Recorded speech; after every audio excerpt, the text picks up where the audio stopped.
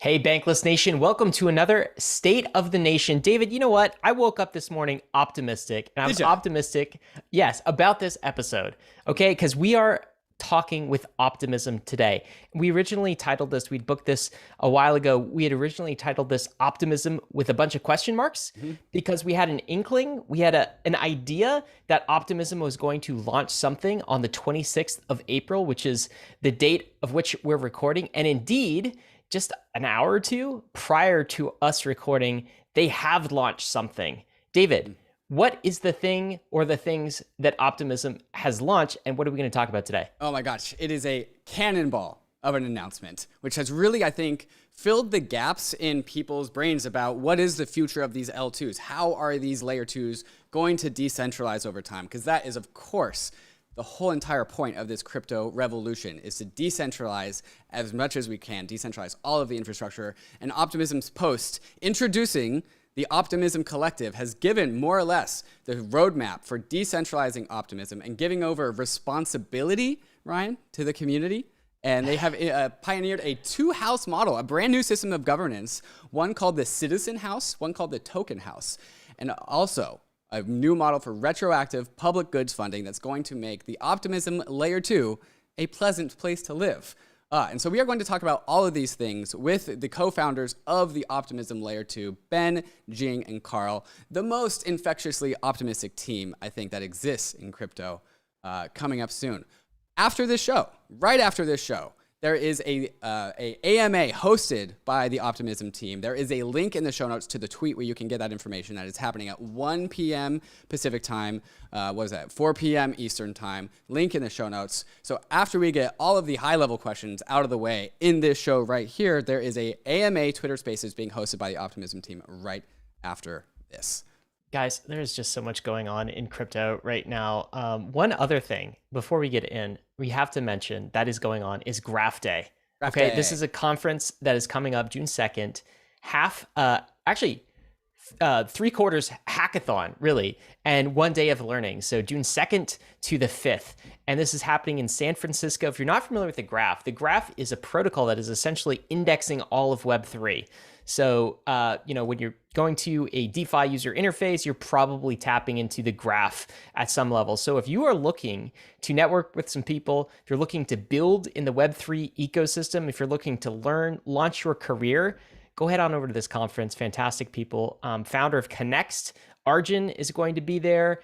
Cami Russo from the Defiant is going to be there. A whole bunch of other folks are going to be there as well. Jake Bruckman, yeah. Bruckman, sorry, yeah, Jake. He's the guy that pilled us on NFTs. And of course, there's also going to be Kevin Owocki, the Public Goods Maxi, and a bunch of other people that I find particularly inspirational. Right in that bottom left corner is Reese Lindmark, one of my personal heroes in this space. You know, I wish when Jake pilled us on NFTs, we had bought more, David. That was in 2020. Anyway, that's gone. Now we have new opportunities in crypto, in DeFi. We're about to get into them. But David, got to start with the question I ask you before every State of the Nation, which is this.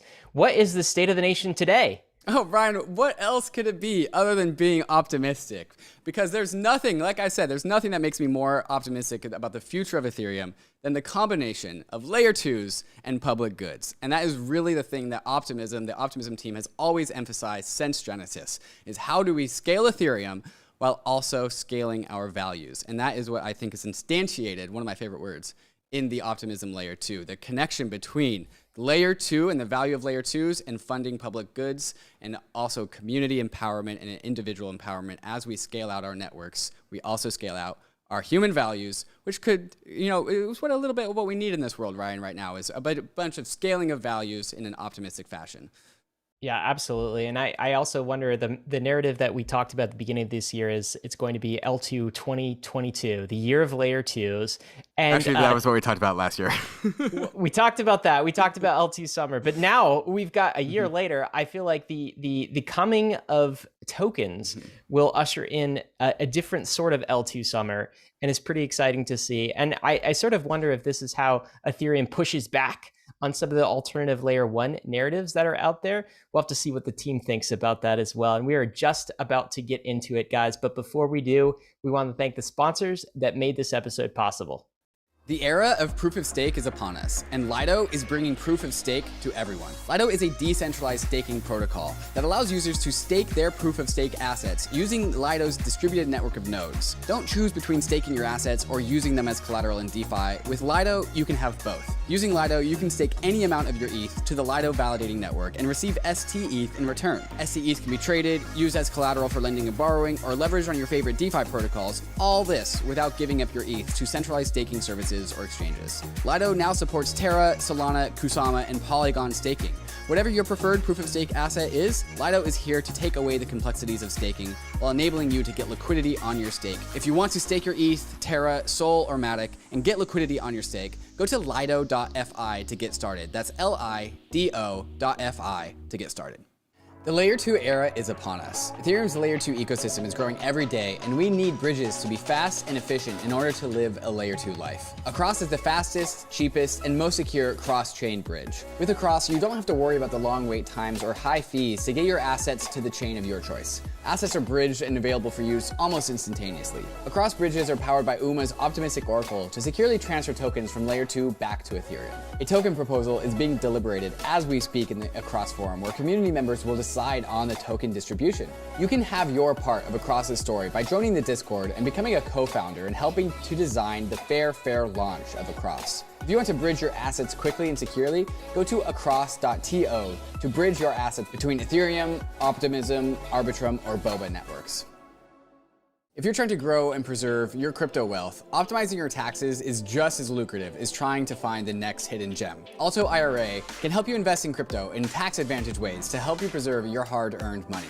ALTO Crypto IRA lets you invest in more than 150 coins and tokens with all the same tax advantages of an IRA. They make it easy to fund your alternative IRA or crypto IRA via your 401k or by contributing directly from your bank account. There is no setup or account fees, and it's all you need to do to invest in crypto tax-free. Let me repeat that again. You can invest in crypto tax-free. Diversify like the pros and trade without tax headaches.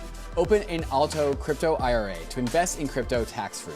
Just go to altoira.com/bankless. That's ALTOIRA.com/bankless and start investing in crypto today. Welcome, Bankless Nation, to this very special edition, this optimistic edition of State of the Nation. We are joined by three co-founders of the Optimism project, the Optimism Layer 2. Sitting in the middle, we have Jing, the executive director of the now Optimism Foundation. We'll have to talk about what that is. Sitting on the right, we have the chief musician of the Optimism Foundation, Ben. And on the far left, of course, the eternal optimist, the guy that got me into crypto in the first place, Carl Florsch, the CTO of OP Labs Public Benefits Corporation. Again, going to talk about what that is, because that is also something new. Guys, thank you so much for coming on this episode of Bankless. I'm sure, like you, we are all here feeling optimistic, but you guys just released a blog post. And in the very beginning of that blog post, you guys say, Ethereum sits at an unprecedented moment, and we can't squander this opportunity. Jing, what does this mean? What unprecedented moment are we at, and what could we squander? The unprecedented moment is this migration to L2s. And Ethereum enables these new human coordination systems to be designed. It fundamentally changes game theoretic constraints of what people were able to build before. So we have an opportunity here, while creating an L2, creating value, generating revenue, to design a new way for all participants of the Optimism network to coordinate.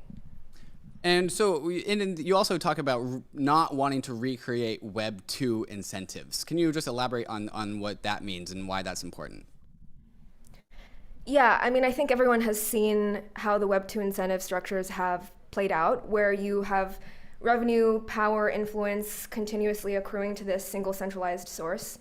And Web3 is supposed to reimagine that, yet we still can fall prey to the same pressures of centralization, desires to maximize profit. Is that something you see in the crypto space today? Yeah, 100%. Just because you can build new incentive systems doesn't mean everyone is building new incentive systems. Carl, Ben, I want you guys to give you guys an opportunity to answer similar questions. Any thoughts about like this unprecedented moment on Ethereum's history? Where are we on Ethereum's history when it comes to the network?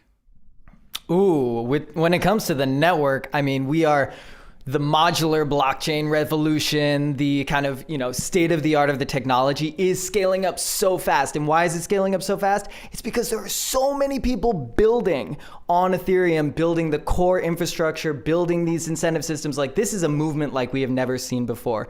But that is also the case for the entire space at this point. And so we really don't know how things are going to shake up, right? We definitely could live in a world where we do end up recreating Web 2 incentives. Ben, go for Can it. I hit you with my favorite story on this? Please do it. So have you guys ever read the Declaration of Independence of Cyberspace? Yes, but I think you might need to refresh my and the listeners' memory. So this was a post written in the 90s by John Perry Barlow that basically was the, I think, is very analogous to like the down the crypto rabbit hole aha moment that we all have, where John Perry Barlow said this new cyberspace that we're creating, these networks of information passing, are a new realm. And he basically says that, beware ye weary giants of flesh and steel, you have no place here, right? And it's a super well written, super moving sort of call to action. But ultimately what we have to keep in mind when we read this is that just because the internet had the ability to do this doesn't mean that it was going to produce this. And in fact, if you reflect on where the internet has been taken, right, there's a huge amount of negativity about Web 2, which is exactly the thing that Perry Barlow there is talking about being very important. So it's important for us not to do that again. We can make something new, or we can repeat the mistakes of the past. And I think to add on to the Web 2 incentives element, we are seeing what seems to be just like the nationalizing of the internet. Now we have like this Facebook country that we're a part of. We have this Twitter country that we're a part of. And all of a sudden the values of Web 1, where power was really pushed to the margins, has been concentrated back into Web 2. And I think we're also seeing that in our crypto networks as well. And so I think this is what you guys are really getting into with making sure that we can redefine the internet with Web 3 based incentives. Any comments on that before we go on? Too many, but I know Carl has good ones. Cool. I was just going to say that humanity is important. We need to capture and fight for our rights as people and individuals to make sure our networks reflect our values. And we'll talk more. Yeah, we're going to illustrate how we are going to get all of that done in the rest of the show. But first, guys, is there a token that's a part of this story? Is a token relevant here? Are we talking about a token today? Yeah, I mean, cars run on gas, but what you want to do is get from point A to point B. So we have a token, but we're trying to get to point B, and it's one small part of the story, but I know that people are really excited about it. Of course. Yeah. If you look at all the communications we've done on this, we've tried our damnedest because we know no matter what, the degens will get out there, but the token is missing the point of this thing. This is about building a new system of governance and funding mechanisms for public goods. It's not about when token, short-term land grab, money grab, pump. Of course, yeah. And in the words of the ENS DAO, you are airdropped responsibility. And I think that rings true here as well. And part of the way that responsibility manifests is through this new governance structure that you guys have introduced in your blog post called the Optimism Collective, the OP Collective. Can you guys walk us through the OP Collective, the Optimism Collective, and how that has been structured and what its whole purpose is? That's got Carl written all over it. What's up? All right, so we have been doing governance research. This is public goods specifically, public goods research for a long time. And yes, you brought it up. So the Optimism Collective is a bicameral governance system. We have two co-equal houses, A, the Citizens House, B, the Token House. Okay, what is the major difference between these two houses? Well, it actually comes down to the transferability or sellability of the governance rights for each house, right? So the token house, you of course have these tokens. They're out there in the world. They're liquid, they're transferable. Then you have the Citizens House, where these citizenships are identities. They are soul-bound tokens, as in you cannot transfer them, you cannot sell them. Instead, you can earn them, receive them, give them, etc. Right there. And the importance here is that we balance these two houses, right? If we just had tokens, then governance rights would be buyable on the open market for a cost. But that, when we're talking about a system which is supposed to protect reflect human values, right? Human values are not reflected necessarily in our markets. Our markets are extremely unequal. There's a very, I can have one vote in terms of $1, and you can have a bajillion votes in terms of a bajillion dollars, and that would just that would reflect very negatively in how our internet plays out. So we introduced this Citizens House, and the Citizens House is roughly, right, one person, one, voting power, right? You're not going to have this thing where you can have, a million X more voting power than someone else. Maybe there's some gradient, but it's roughly, equal. And that is really critical to kind of check the balance, right? Because it's important. Token holders are important, right? They represent the interests of the network insofar as their wallets, right? Everyone wants to not lose money, so there is a valuable incentive system there, but it needs to be balanced by the soul-bound tokens, by these identities, by these citizens. And so what we are creating is a really decentralized governed network for the people, by the people, right? We're not ready to just say, okay, token governance, that's it. We're actually going to push this thing forward. Now, I will say, I'll keep going. I will say that it is going to take a long time for us to get to the end state. In fact, in our Constitution, which you can take a look at, and our vision doc, which you also can take a look at, but in our Constitution, we have 4 years to get to a point where this thing is kind of ready to take the training wheels off. Right now, distributing identities and citizenships is an unsolved problem, right? Proof of humanity, like various other things, soulbound tokens, transferability. If you read Vitalik's blog post on soulbound, he outlines a lot of the problems that exist in the identity, space. But if we were to fully get to, try to get to the end state today, we'd be left with just the token house. So what we're doing is we've created this whole system where we have the foundation, and the Optimism Foundation will actually steward the governance protocol to its final form as a balanced, decentralized, bottom-up governance system for the people, by the people. Okay, so I just want to unpack this for a minute. So that's really cool, and there's so many interesting ideas with this particular project and what you guys are doing here. So there's this thing called the Optimism Collective, and previously David and I have talked about on Bankless about layer 2s being almost like mini countries, city-states, states within a federal government, right? So think like California or like Virginia or something like a state within the federal government. And so you, at the beginning of your post in the tweet thread, have this picture of optimism as this like community, as this sprawling, wonderful city space where people make their homes and live. And that's indeed what we're doing. You guys were talking about the great migration from L1 to L2s. We're making our new homes on these layer 2s. And so the Optimism Collective is this, I guess, state, right? This place where people live. And now what you're doing is you started to introduce words like constitution and governance. Now we have to collectively decide how this state is actually governed. Like how do the people who live in the state actually make decisions? And what you're proposing, I want to make sure Bankless listeners get this because this is super unique, is 2 bodies. Right. So in the US, you have like the Senate and the House, right? Those are 2 different bodies. In this system, we have 2 bodies, one that votes with capital. That's where the token comes in. That is the token house, as you've called it.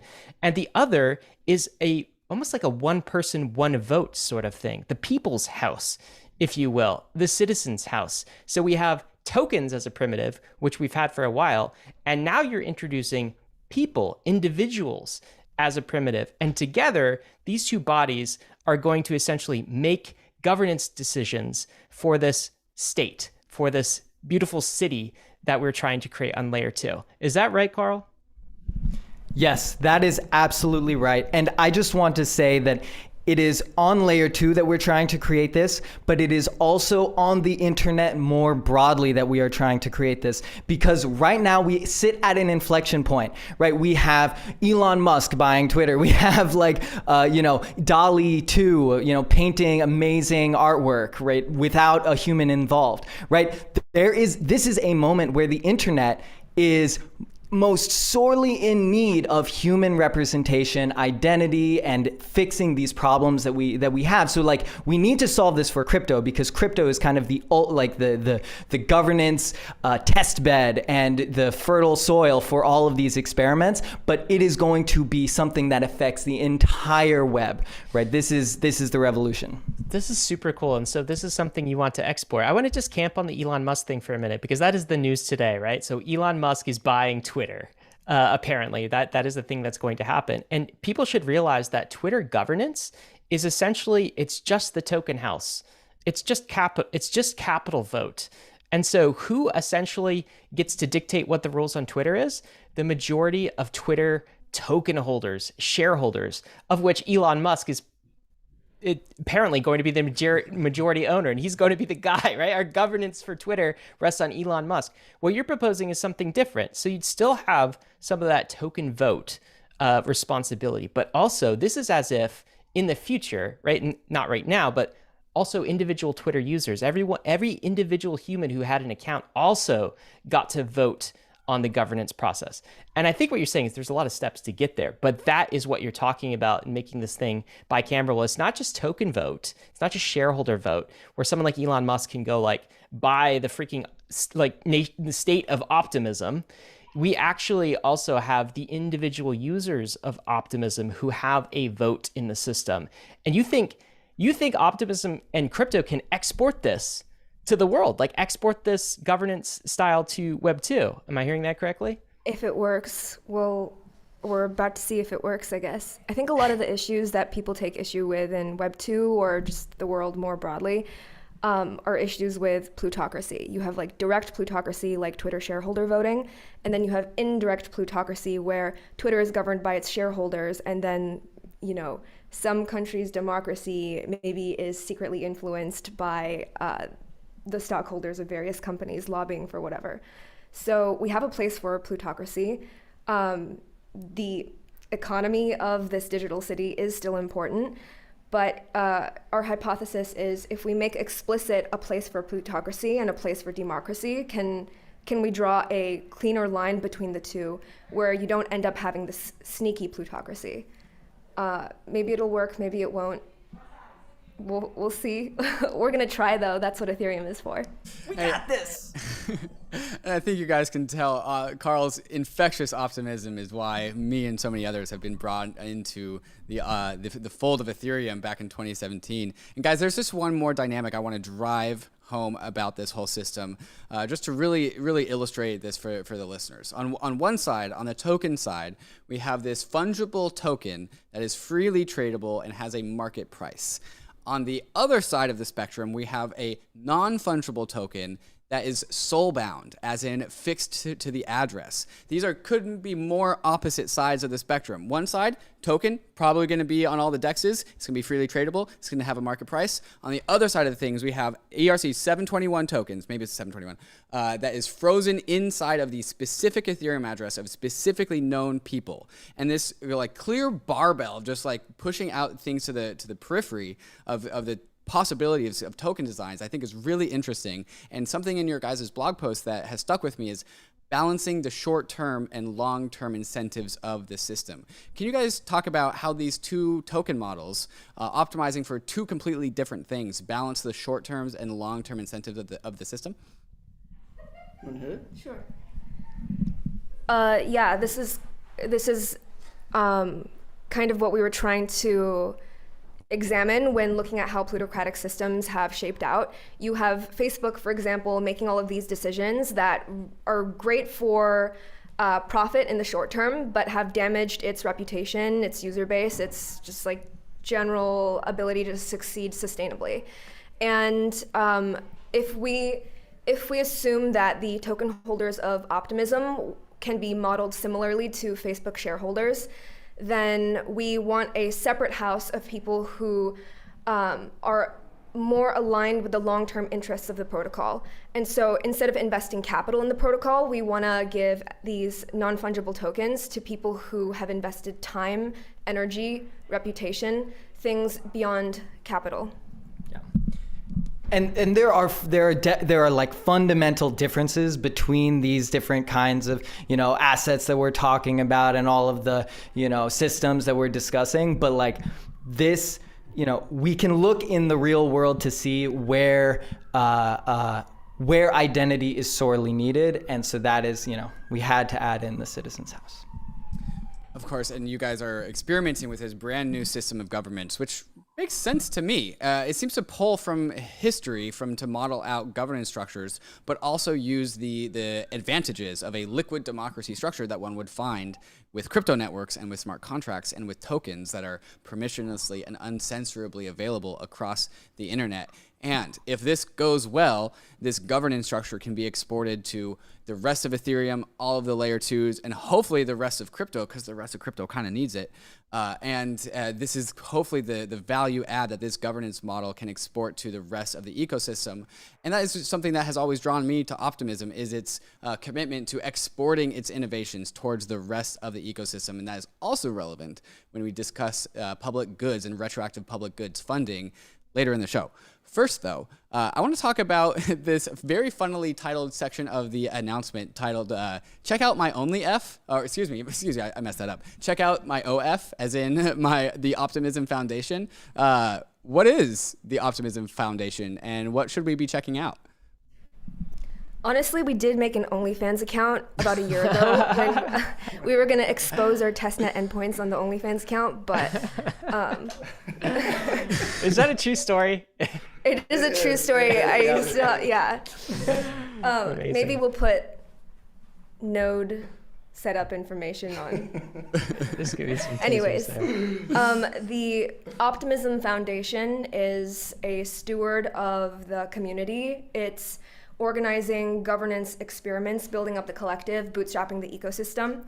So if you think of what was previously Optimism PBC, which is now OP Labs, as like the technical right hand executing on creating the best fucking protocol ever, and then the foundation is building out the ecosystem, it's the go-to-market, it's funding teams external to the PBC to build out other pillars of infrastructure. That's cool. And so this, the Optimism Foundation is, Carl, you were talking about earlier, that's kind of the bridge type organization to get us to this fully decentralized system. Okay, so I have some questions about this. So I think people want to know what it's going to take to be a citizen. So that sounds awesome. I want to become a citizen in the Citizen House of Optimism. I want my soul-bound NFT. And by the way, again, just for people, if that's a new term, we talked about it twice. I feel like David kind of defined it, but that's an NFT that gets distributed to, say, an Optimism address, a public key of some sort, and it can't be moved. So it can't be transferred, can't be sold to the highest bidder. It is stuck there in place. So it's sort of matching one ETH address, one individual. How do you distribute something like this? How does someone become a citizen in the Citizen House?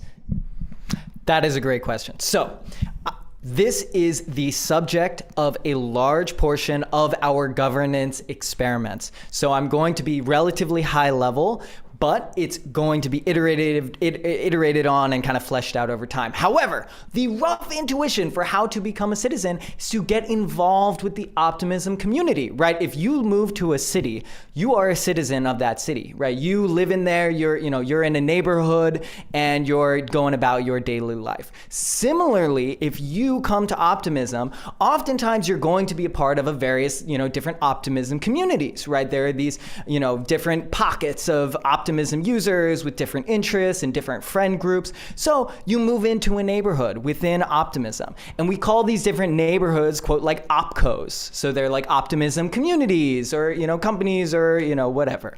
And so we are going to be, at least for our next experiment, allowing these different communities to distribute citizens to all of the people who are within their community.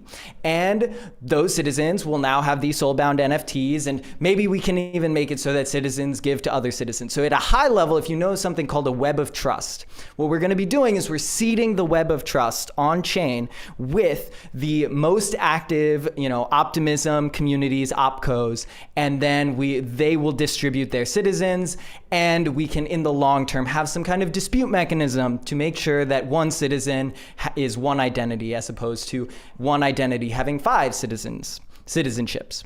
So there are some difficult problems to solve here, right? Which is the big problem facing all of cryptos. How do we actually recognize individuals? How do we solve the decentralized identity problem? That's not something that we're going to be able to solve overnight, is it? So what are the first steps of this? Is it mostly manual, web of trust style? And then hopefully over time, as we develop better protocols for decentralized identity, Optimism would begin implementing that across its city? Yes, absolutely. So it is going to start out with a kind of seed trust, because in reality, right, if you need to start somewhere when it comes to identity systems and these webs of trust. So you start out with that little seed and then you grow it over time. And so we're just going to be naturally growing this community. Yeah, it may start out as, a few hundred, maybe a few thousand, but I could absolutely imagine this thing getting to 100,000 citizens, 1 million citizens, 300 million citizens, whatever, right? We're talking internet scale identity systems that we're going to all be, existing in. And of course, very importantly, not only is the identity system important, but privacy preserving. It needs to be privacy preserving. In the article that I put out on Bankless yesterday, I talked about how Ethereum seems to be developing in all directions at once. And so, as you guys are pioneering the world of layer 2s and layer 2 governance, other people are pioneering in the ways of decentralized identity. And as soon as they figure that out, you guys can plug that right into the identity system, but they got to figure that out first. And of course, that is an area of active development of Ethereum. Jane, do you want to say something before I ask my next question? Yeah, I was just going to say that we're a generalized scaling solution, and there's many kinds of projects that have different kinds of users. So when thinking about how to distribute citizenship or what kinds of behaviors to value or even how to distribute tokens, we decided that it was really best left up to the projects themselves. If we prioritize something like TVL, then projects like AAVE may have far greater preference over projects like Perpetual, if we prioritize transactions and the other way around. And so each project itself knows what they themselves need to do to garner usage on their own applications. And same with the citizenships. Each project knows which of their community members would best represent the community's interests in the greater Optimism governance. And the way that I've modeled this out in my head, I understand this in my head, is Uniswap had this fantastic opportunity of pioneering the retroactive airdrop. But as an ecosystem, we only have one bullet in the chamber for the good, untainted retroactive airdrop. So continuing to do retroactive airdrops, people have been doing activity on all the layer 2s for a while now, farming the retroactive airdrop. And so we know that instead of doing retroactive airdrops, we need to have proactive, community-oriented, community-led decisions where the legitimacy and the neutrality of these token distributions is up to the community. And so this will be a little teaser for what's going on in the second half of the show, but there's just not one airdrop. There are multiple airdrops. So if the people who are checking their account balances right now are not satisfied with the number that they see, there are things that you can do. They better be fucking satisfied. There are things that you can do. It's free money. It's a fantastic point. But there are going to be things that people can do to work for the protocol if the community deems it legitimate. Guys, I want to keep on going on this topic of unpacking the Optimism Foundation, right? And so I think a lot of long-term listeners will remember the Maker Foundation, which was this semi-centralized entity, centralized for a while, that eventually dissolved into what is currently the Maker DAO. And this is probably the right framing, but there is an extra step here where we have the Optimism Public Benefits Corporation, the newly spawned Optimism Foundation, and also the newly spawned Optimism Citizens House of the Optimism Collective. Can you guys talk about how these things relate to each other and how responsibility is being oriented from one organization to the next, and how this goes into the future? Yeah, I mean, sorry. Oh, okay. I mean, we're still figuring everything out. We have some incredible board members who've done this before. Among the board members is Eva Balin, who's the executive director of the Graph Foundation, Abby Titcomb, who's on the board of the Radical Foundation, and Brian Avello, who's a general counsel to the MakerDAO Foundation. So he's seen those governance experiments through their highs and lows, and all the way eventually till dissolution. I think for now we're just focused on doing the best we can to grow the ecosystem and grow it sustainably. I think it would be really awesome one day if we had a structure similar to MakerDAO, where they really are operating in decentralization nirvana.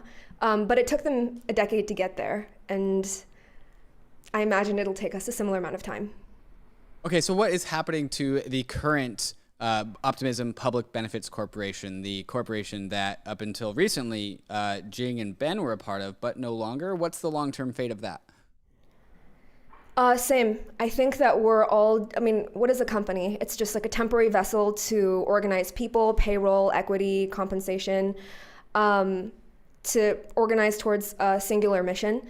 Right now, we're envisioning the split of responsibilities as the OP Labs PBC is focused on the engineering roadmap, the direction of the protocol. So Carl's still the CTO there, and Liam Horn, fucking Chad, is now the new CEO of OP Labs. He was formerly the CEO of L4, which was the sort of like premier state channels development company in Ethereum, if you guys remember his prior work. He's also a co-founder of ETH Global, which completely changed the game of how new founders enter crypto. Ben and I at the foundation, we're going to be focused on more high-level direction setting, governance, grant making, things like that. Imagine like an aggressive EF. An aggressive EF is music to my ears, Jing. Okay, so just to, here's how I understand this. The Optimism PBC, renamed to the Optimism Labs, is the protocol side of Optimism development. The citizens and the token holders, they're great, but the protocol specialists are the protocol specialists, and you can't replace those. So those are going to Optimism Labs. You guys, Jing and Ben, are going to Optimism Foundation, along with some other key members in the community that were not previously a part of the Optimism team, members like Ava and Abby and Brian. And so you guys are joining other people and kind of also diluting the previous membership of Optimism PBC with the creation of Optimism Foundation with other members, other leaders of the community who have done this sort of thing before. And then we also have the Optimism Token House, the on-chain version of this whole thing, as in eventually the Optimism Foundation will slowly morph as we solve identity into the Optimism Collective, the citizen house of the Optimism Collective. And is that the whole roadmap for this whole thing? That's the decentralization path of Optimism?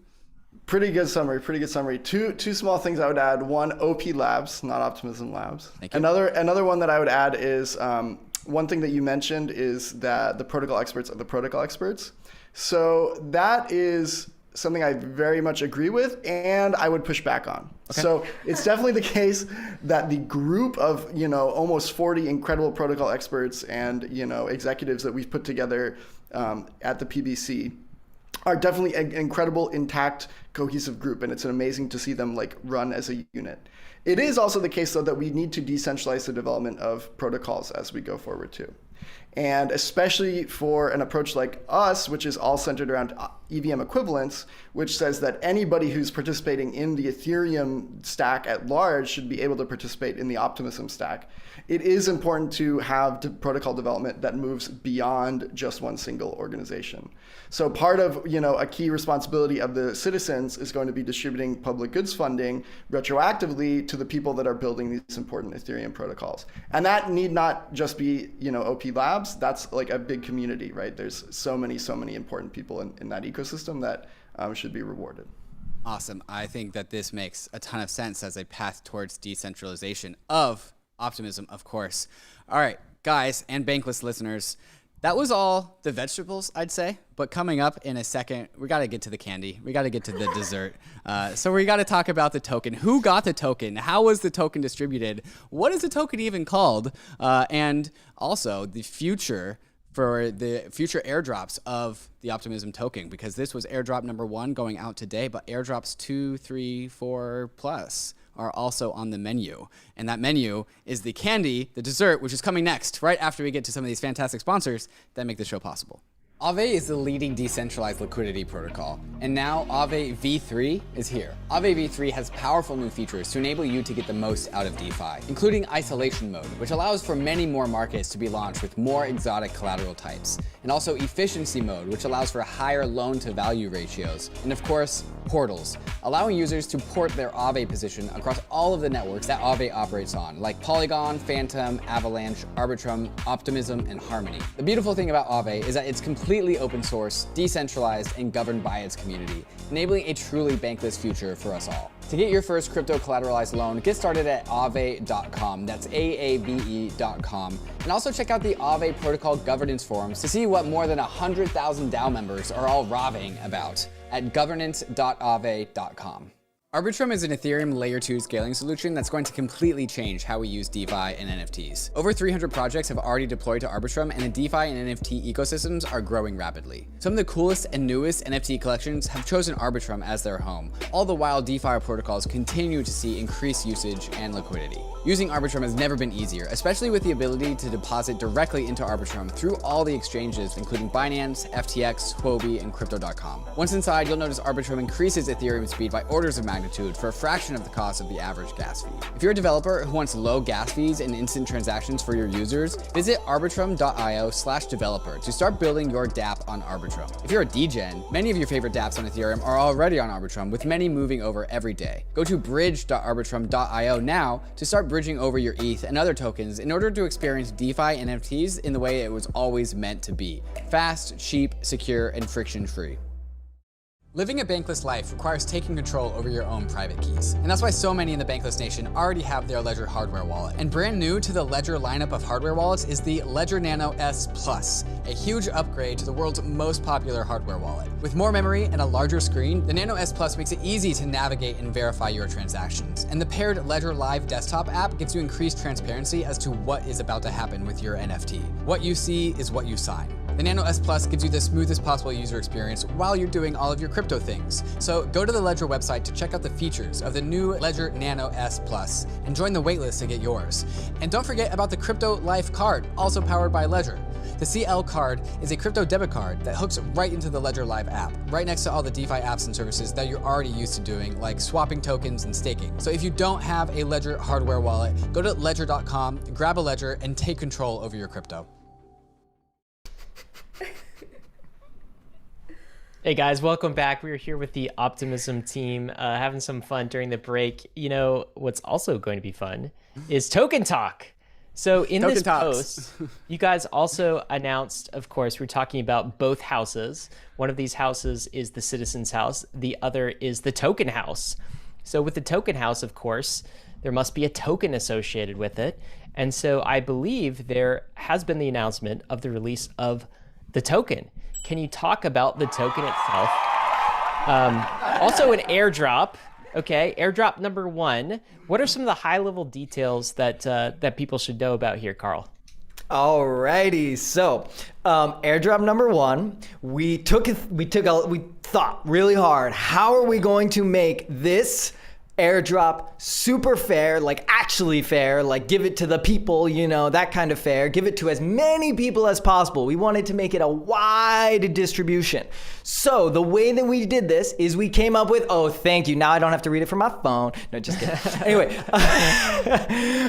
the way that we did this was we said, okay, let's take 5 categories. I believe 6 categories, 6 categories, where each category representing a different like Ethereum behavior that we wanted to see and that would identify people that, you know, definitely either they're in the Optimism community or we know that they should be in the Optimism community. So how did this work out? Well, of course we were going to give to Optimism users. That's users that, used Optimism like one time. They may have gone in, checked something out and left. But then we also decided, okay, let's actually give more to repeat Optimism users. Now, notably, if you are an Optimism user, you're also a repeat Optimism user. So you get both of those airdrops. That's the sum of those two. Yes, the other way around. LOL. Great. So those are the Optimism side of things. But then we said, okay, let's get the Ethereum users as well. So we said, okay, DAO voters, that's, people who use different DAOs, multi-sig signers, we know them, they are, the power users of Ethereum. And Gitcoin donors, that's the kind of, public goods, ecosystem focused people that we know build a strong community that is long-term sustainable, as well as people. Gitcoin donators who donated to Optimism, or Gitcoin donators across the board? Gitcoin donators across the board on L1. Now, notably, that does not include folks on ZK Sync, which we'll see. Anyway, the priced out of ETH is another one where we said, okay, if people are on Ethereum and they use bridges, that means that they're kind of like exploring the layer 2 ecosystem. They're exploring various alternatives. Maybe they need lower fees. And those are the kinds of people that can come to Optimism because we got low fees for you. So the fun thing, this gets a little bit more fun. So if you get 2 of these categories, then you get, category A, the payout there, plus the category B, the payout there. But if you get 4, 5, or even 6 of these categories, then you start getting bonuses, major bonuses, and they are pretty significant. Now, just if you are like, oh man, I'm an Optimism user, I really want to, I should get tons of bonuses. Well, you do because you're automatically qualified, right? You're a repeat Optimism user. You got 2 of those bonuses already. Makes it a lot easier for you to get the rest of the 4. So anyway, give to the Optimism users, give to the Ethereum community, give to everybody. Everyone's happy. Well, the initial airdrop is also what seeds who can vote in governance.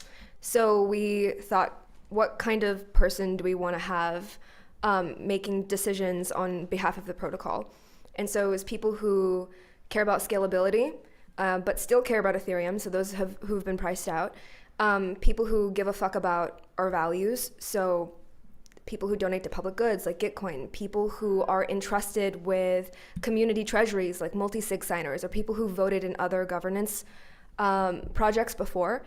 And then finally, people who give a fuck about us, people who've used us, the OGs, as well as the newer people who've entered the system. So one of my favorite categories here, Jing, is that actually that last one, priced out of ETH, because it's kind of an answer to the a lot of the debate, maybe the FUD, maybe the angst, the anger coming from users who felt priced out, that the ETH is only a whale chain sort of people. And to the extent that's true, and here's Optimism also rewarding that group. If you bridge to Polygon, Gnosis Chain, Arbitrum, Solana, you're priced out of ETH.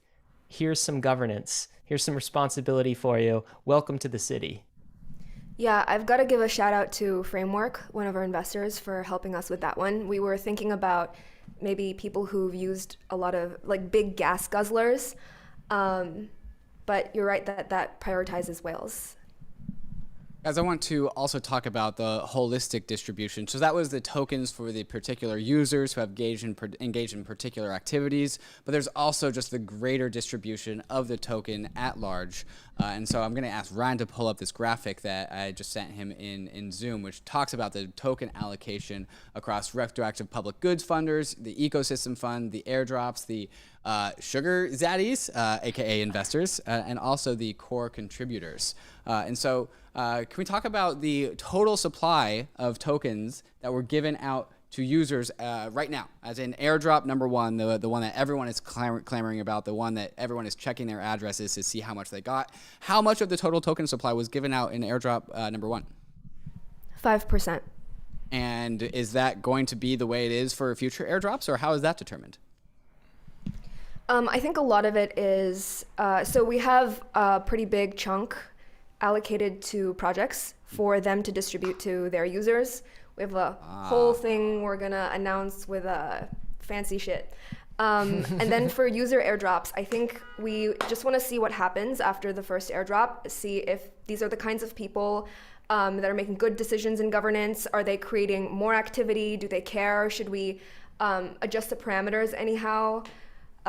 We'll see. But that entire chunk of the pie chart is for the users. Okay, it looks like a 19% total of the token supply of Optimism is going to be airdropped to users, including the 5%. So there's 14% left. 5% got airdropped today, not yet claimable. 14% is left for future airdrops. Some going to the apps on Optimism, perhaps apps like Synthetics and Lyra that have been there for a long time. Perhaps future apps, perhaps future users. I think it might be up to governance. Is that right? Who determines the allocation of future airdrops? A lot of it will be up to governance. The foundation will do analytics, write up proposals, but it's up to the governance to decide. The token is a governance token. This is ownership in the protocol. It's not an instrument for speculation. It's literal ownership. And so we want to be careful about, or at least intentional about how these future airdrops are distributed. So we don't know today what that will look like. Yeah, I think, and the name of the game here is like iteration, right? There is no way in which you can do the perfect thing once and it all go right, especially for something as ambitious and bold as is deemed necessary by this mass migration to L2 that's going on. Like, we have huge lofty goals, and to fulfill them, we need to be able to iterate and improve on things. And so, yeah, maybe it's a little untantalizing because people want to know when airdrop 2, when airdrop 3, when airdrop 4, but that's not how we do things here. We iterate. I think the question to, like, who will be included in airdrop 2, 3, 4, my teammates might get mad at me for saying this, but we're trying to create, again, this like body of citizens that give many fucks about the protocol. So if you think about equity as at a company, who do you give equity to? You give equity to new entrants into the system, so that's airdrop number 1. You give performance bonus increases to people who've been performing really well, people who are aligned with the values of the collective, that are doing things that contribute to the goodness of the whole. So don't spin up your bots. We're weeding actively bot behavior out. Focus on finding your niche, your pocket of projects or communities within Optimism that you want to contribute to, and make some legitimate organic contributions. Yeah, and the part of this is about having many different governance mechanisms, which are all distributing tokens and making sure that every kind of corner is caught, right? As you said before, the original kind of OG Uniswap airdrop took the crypto by storm and really changed the game for how people interact with airdrops, and made people started farming. And it's kind of crazy. You go on Discord and there's like 50 million people in your Discord office space or something, and really it's 5 people with a bajillion bots, right? It is gnarly out there. But you know what? You know what that says? That says that there is latent productive energy, that people want to get involved and be in the community and contribute. They want to give by creating tons of bots, but soon they will be able to give not by creating tons of bots, but by creating tons of public goods, right? This entire mechanism is based around a new form of internet ownership, governance, etc. that is wide scale, that is wide. Everyone can participate, everyone can get involved, and incentivizes productive, pro-social, happy for everybody behavior. Love it, guys. Okay, so that was the 19% of the airdrop supply of the total pie chart. But we got a lot of that pie chart left to cover. We got, what is that math? 71%? I'm bad at math. 81%. 19% in addition to the 19% going to the users, there's 19% more going to the core contributors. Who are they? That's us. That's Optimism equity holders. Love it. Okay, people on the Optimism team, people that founded Optimism, employees of Optimism. Also, retroactive public goods funding, a whopping 20%, the second largest supply of the token supply going to retroactive public goods funding. What's that? Okay, so retroactive public goods funding is a whole nother podcast that I don't know if we've done yet, but we should do, right? But there's so much to go over here. It's something that we've worked on with Vitalik and with others, and have put a lot of iteration into figuring out what this thing is. In a nutshell, I think very core to our story over the past, several years now, has been trying to figure out basically how to avoid these incentives of Web 2 all over again. Right? So one of the things that is pretty unique to Optimism that we've fought really hard for at every step of the way is that everything that we do be open sourced, right? We do not sit here and write a bunch of code behind closed doors and license it up. Everything we do is MIT licensed, it's EVM equivalent, it's free to use and free to contribute to. The reality is that we're in a fortunate position to have been able to do that, but it does not come without its challenges. And so a core mission for us is to make creating public goods profitable, right? And the model that we have for this is called retroactive public goods funding. So you can read, a lot about this. Maybe I'll give a summary. Does that make sense? Sure. Yeah. Well, Okay. actually, no. We're gonna save that retroactive public goods funding for the very end because I'm also super hyped about it, and we're also gonna quickly talk about EVM equivalents. So that was retroactive public goods funding. Again, 19% for the user airdrop, 19% for the core contributor, the Optimism founders and equity holders and employees, 20% for retroactive public goods funding to pioneer the Star Trek future that's coming. That's what that means to me. And then ecosystem fund, 25%. That is the biggest chunk of this whole entire pie chart. Ecosystem fund, what is that? You want to talk about it? You want me to hit it? So ecosystem fund is partially about growth, right? So there's a few different things that are going on here. And truthfully, there was so much information to get out that we have a whole blog post on a lot of this planned for next week that will talk more about this. But I think the important things to understand is that, of course, you do want to incentivize the growth on a network. And there's different components here that will help us do that.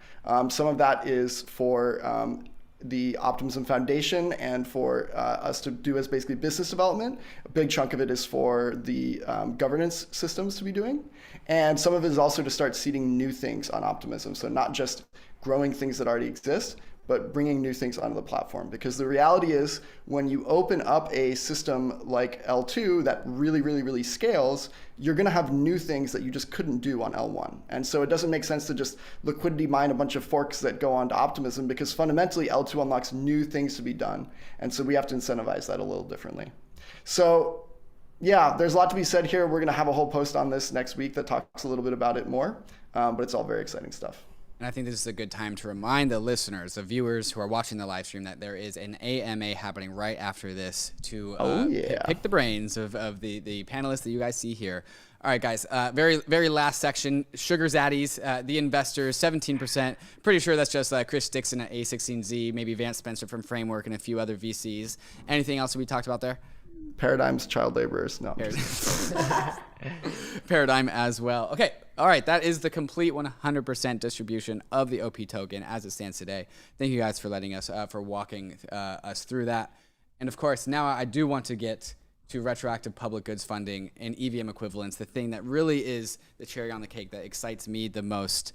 The way that I've explained retroactive public goods funding, the model I have it in my head is if we have some sort of capital, if we got money on our hands, we can wad up that money into a ball and chuck it into the future, and you make people go and build for it. And of course, in the same way that we are using governance to iteratively determine the future airdrops, we can also use governance to iteratively determine who gets that money of cash. And the idea of chucking it into the future is a model for illustrating how you are giving assurances to people who are interested in public goods, interested in building public goods, but haven't been given the assurances that they will actually get money from doing this. And this is the novel mechanism that, what you guys said, I pioneered with Vitalik and the Optimism team, and what is really is unique to the Optimism ethos that I really get excited about. How do you guys like that metaphor of chucking money into the future to give assurances that people can actually build something? How does that land with you guys, and what would you add to that? It is a great analogy. It's a hilarious one that we haven't. It's interesting. The retroactive does not make me think of throwing into the future, but I get it, and so it makes sense. In the future, it will be retroactive. Right. Exactly. Right. And it's true. And that basically speaks to something that we talk about a lot with RPGF, which is that you need assurances as to what is going to be funded in the future, right? You're not going to do it super blindly. You don't want to do it without some sort of guidance. I think the addition that I would make here is that if you throw a bunch of money into the future, it won't just be people that are going to build public goods that will follow it. There are also investors that want to follow it. And so if you look at what current public funding models are, they're basically grants, right? Which is basically chucking money at someone now and telling them to work into the future to do it, right? But the problem is that grants are not a great way of allocating resources. There's lots of problems with them. It's hard for a centralized grant given the entity to figure it out. And prediction is just in general an incredibly challenging problem. So part of the long-term vision for how retroactive public goods funding goes is that you allow there to be a market, right? So you basically say, okay, it's too hard for us to figure out how public goods should get grants up front. We can figure it out after. That's a much easier problem. But also the people probably want to be paid now, right? Some of these people need a salary. And so the idea is that you defer that part of the problem to a much more efficient mechanism, the marketplace. And so we imagine a world in which you can literally invest in a public goods project that you believe will have an impact. That will get them money now to create that public good, and you will all get money retroactively in the future. Maybe. If your bet pays off. If you are deemed to have provided utility to the ecosystem by the yes. community. Oh, Carl, can you say the equation? Oh, of course. So, I mean, impact equals profit, right? We want to make positive impact to the collective result in profit to the individual, right? That means that if I do something good, that it comes back to me. And it's as simple as like a kind of fundamental principle of reciprocity being something that is good for everyone. You don't want to live in a world where everyone's cutthroat, backstabbing each other. Guess what? We're not going to get anywhere in that world. We want to live in a world where we are working together and we know that we will be recognized for our positive impact. Why is that good? Because when I make a positive impact to the world, everyone benefits. It raises all boats, right? We are in this together fundamentally. We are social creatures, and so we have to raise ourselves up, and we can do this in a bottom-up, like decentralized way. It doesn't have to be this top-down, like, you get, this. No, this is an allocation that comes from us back to ourselves. It's an investment in ourselves as a decentralized ecosystem. So we started off this whole show talking about just dropping the incentives of Web 2 and recreating human incentives in Web 3. Is this really the key unlock to getting that done? Retroactive public goods funding? First, I wanted to mention that this is not a novel mechanism that we pioneered. It's been talked about by many people for a long time. We're just experimenting with it. It's one of many mechanisms that we're thinking through, and I think the path for experimentation on retroactive public goods funding, RetroPGF, is the most clear. The hypothesis is people invest in venture capital because of the possibility of an exit. And so if we provide the exit for a not-for-profit project, then the whole ecosystem that's been built around startups generally would also exist for nonprofit startups. I think that this is important to the Web3 ethos. Everything that we use has been built by open source teams. We used to be a nonprofit. It was really difficult to operate because you might get a big grant check this year. You don't know if you're going to get it next year. Sometimes with researching on like net new technologies, you don't know when the research is going to be done. You don't know when the deadline is. And it's also really difficult to recruit talent. Even people who don't give fucks about getting rich do give fucks about fairness. And they want at least some share in the upside that they are creating for this massive ecosystem.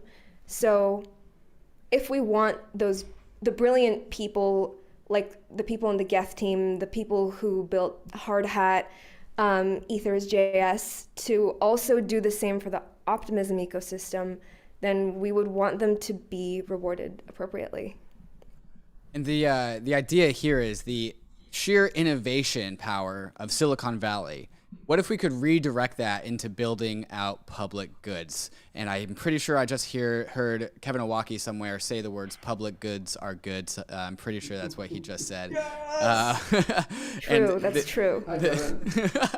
And the idea here is we can take the upside opportunity that everyone is so often chasing in this world of crypto and redirecting that into, again, what Kevin Owocki calls regen finance. So instead of being degens, we can naturally turn them into regenerative finance, allowing our degeneracy to fund public goods for a more sustainable future. But there's one element left to talk about, and there's a graphic that is I really, really love that you guys put in your tweet thread, talking about the cycle of positive feedback loop of retroactive public goods funding, but also what is something we have not yet talked about, which is the demand for optimism block space. And so it's something I wrote forever ago, was an article titled "How Transaction Ordering Can Save Humanity." It was just when I was just beginning to wrap my head around what the hell you guys are up to. And the idea is that we can use demand for block space. As we all know, here's the meme about that I actually came up with this morning, because as I was preparing for the show. Ether is a great currency. I think it's potentially the next currency for the world. Currency and money is a great public good. And when demand for Ethereum block space gets turned into burning Ether and making it more scarce, making it a better money, the whole world benefits. Optimism, when demand for optimism block space occurs, that turns into funding for retroactive public goods funding. So we can have more wads of cash, throwing more cash into the future to incentivize public goods funding. And that makes optimism, the layer 2, a more fun place to be. Nation states that have good roads, good bridges, good airports, good plumbing, good telecommunications, they are just pleasant countries to live in. They have good public goods, they have good resources, and that makes it easier to innovate and develop in these countries. In the same way with layer 2s, as we talked about earlier, the layer 2s are states. And if we can fund our infrastructure to be better and more pleasant, that makes that place a more pleasant place to live, increasing the block space for Optimism Layer 2. And when there's more fees generated by the Optimism Layer 2, that can go into more funding for public goods on Optimism, generated by what you guys called MEVA, MEV auctions. MEV is a kind of a very dense subject. We don't have time to go into the MEV today in this show, but there's plenty of previous Bankless shows that we've done about that to understand MEV. Guys, did I summarize it all right? Is that kind of the virtuous cycle here? Very, very, very well summarized, both by yourself and this diagram. Applause. I think the only thing we'd add, just because the MEV word acronym can be a little scary for folks sometimes. This is not equivalent to you're going to get sandwiched to fund public goods. It's not the same thing as that. And in fact, one very important part of decentralizing the basically rights to control block space is that you want and this is related to the long-term incentive alignment, is you want that block space to be good. So there are ways that you can structure an L2 that can basically afford different parties like the sequencer an ability to be extremely extractive. But don't believe the FUD if you hear that's going to happen on Optimism, because long-term alignment means that you want something that isn't so extractive that it drives users away. Because in the long term, you don't just want a maximally extractive L2, you want a sustainable L2. So anyway, that's just a little bit more on the sustainability part of that to dispel any latent MEV FUD that you might hear. And it's all great stuff. Yeah. Did you have? And just to tie this section off, something that I've been teasing a lot in my writing on Bankless on Monday and a lot of my Twitter activities, my mind has been invaded by this concept called EVM equivalence. And the idea here is that Optimism has been working towards making not an EVM compatible layer 2, which is what people are used to, but an EVM equivalent layer 2. The nuance behind that is that it's the values and the actual Ethereum layer 1 starts to bleed into the layer 2 itself. The difference between the layer 1 and the layer 2 starts to blur. There's going to be a post I'm writing on Wednesday about this on the Bankless newsletter to go into more detail. It's a very complex topic. It's been very challenging for me to understand. But the difference is that the point is that the Optimism layer 2, because it's EVM equivalent, whenever it produces something good, Whenever some public goods funding thing works, because of the equivalence, it is so easily transferable to the rest of the of Ethereum. It can go back to the layer 1, it can go up to other layer 2s, and so these public goods that Optimism are generating via retroactive public goods funding and the things that these new Silicon Valley of the Web3 world build on Optimism, they get immediately and freely transferable to the rest of the ecosystem. And that, guys, that is something I think is just so beautiful. And again, how I think that we go from where we are now, where we're going to be dominated by climate change and war, to a Star Trek future. Any further comments? I guess I'm taking the show from you guys. Any further comments? Bro, you are. Save some for me, man. What the heck? No, I mean, you hit the nail on the head. I think, the only thing that I could add onto it is sort of how it relates to, our journey at Optimism. Mm-hmm. And I think basically, when we look back, it was not obvious at the time, but it's basically been a progressive journey towards the EVM equivalence. So we started out building Plasma, which was a layer 2 of Ethereum. So it was an extension, but it was a completely different code base. It couldn't run a smart contract, so it didn't even make sense for it to be EVM equivalent, right? Then we moved to a rollup and we said, okay, we can finally run contracts. And we sort of partially used the Ethereum code base, but we were not EVM equivalent. Time and time again, what we learned is that the public good of the Ethereum scaling, the Ethereum technology stack itself, things like the Ethereum virtual machine and smart contracts and the wallet tooling and how developers, write code. All of these things are being built up on top of Ethereum. And so staying EVM equivalent for us has been a revelation in basically contributing back to the public good that we're already building on top of in the first place. So yeah, you said it all. Maybe there's one last thing we can add. Shout out to EIP 4844. So one big way that we're contributing back right now is a new EIP that will cut call data costs way down. And what that means is it will cut rollup costs way, way, way down. So shout out to EIP 4844. This is going to be a huge deal, and we are making it happen. So this is one of the biggest projects that we've ever done that is actually writing in an EVM equivalent code base. It's writing on Geth, but it is not writing the Optimism L2, it is writing the L1 software. This is going to be a huge public good. It will help all rollups, and we're excited about it. Anything you want to add, Carl? Oh, first thing. We have continuously been lowering fees over the past year, and it's still not enough for people.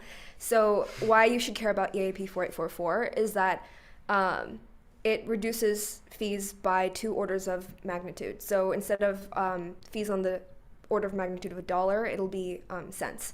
So this also doesn't just benefit us, even though we're the ones that are developing it. This benefits all rollups, Optimistic and ZK alike. Yeah, and so just to tie it back to the thing that we talked about originally, which is like the whole houses and like the whole governance system. What is this future internet thing that we want to live in? One key thing in the future is we need to preserve the right to exit. That means the right to fork, the right to take the code and repurpose it, right? We are not building the Optimism Collective so that, the Optimism Collective can be the #1 thing, even though, it would be lovely if that happens, of course. But we are building it so that humanity can take the code, take the things, and use it to move forward in general, right? Like everything that we do it's about upgrading civilization, right? That's like at the end of the day. So writing open source software, making it forkable, making it privacy preserving, all these things are protecting individual rights for the collective good. And so that's why it's so important to be building EVM equivalent and working together to push forward the state of technology. Well said. Upgrading humanity, upgrading civilization. Guys, I just have a couple tie-off questions as you're talking about. So this EIP 4844, okay, this is the new 1559 that we're excited about talking about for like years before it actually happened. Then it happened last August.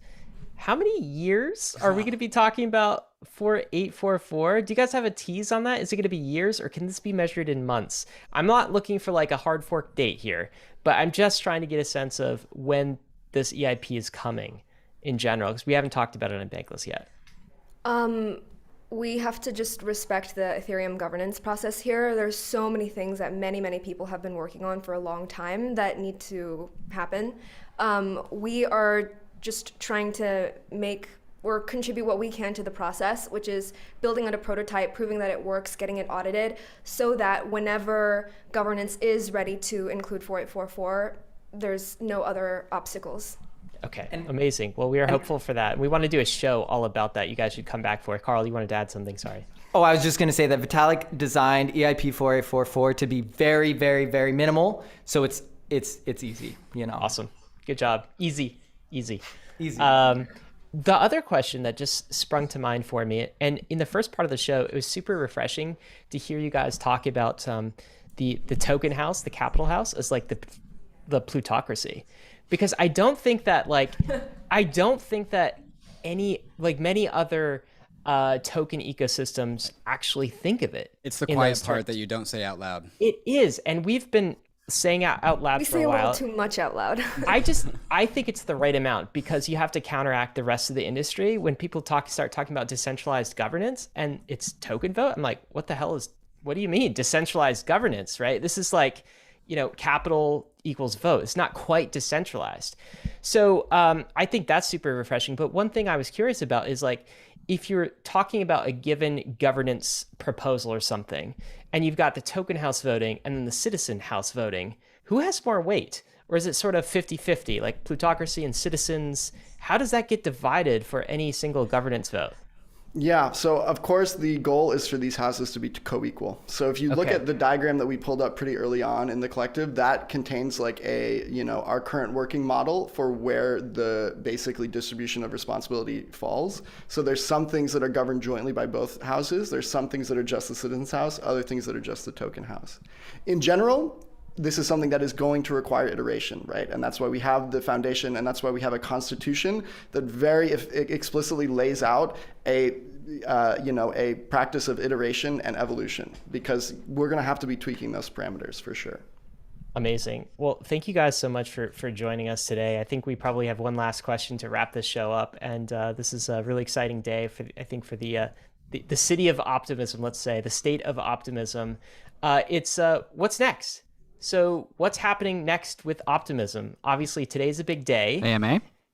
AMA is definitely happening like sequentially next. But after that, when I'm talking about like long-term picture, it sounds like people can check their whether they received Airdrop 1 today. It sounds like the actual distribution of Airdrop 1, if I'm reading the post correctly, is going to happen sometime this quarter in Q2. So sometime, call it May or June. And then what happens after that? You want to take it? Sure. Well, we published a bunch of content today about what we said we're going to do, so we have to go and do all of the things that we published today.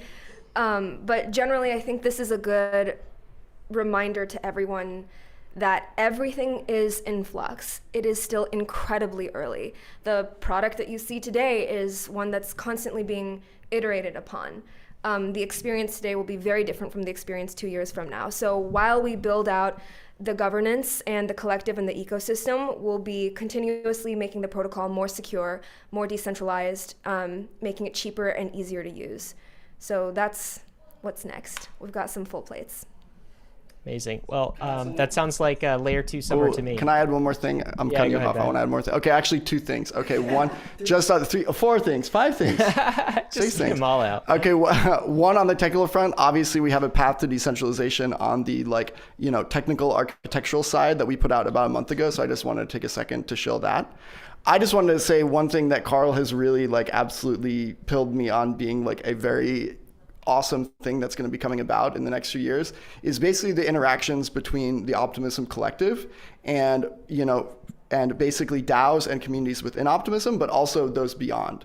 So I think that this is something that really we are just starting to scratch the surface with the sort of re-emergence of DAOs in the forefront is the interaction between these DAOs. So what I'm personally, maybe one of the things I'm most excited for is to see the relationship between the Optimism Collective's governance and the governance systems both on it and within the broader Ethereum community. I think that's going to be really interesting to see some collective coordination, mutually beneficial things. All right, guys. I think one last question for you guys. One last thing. Okay. Are you feeling optimistic?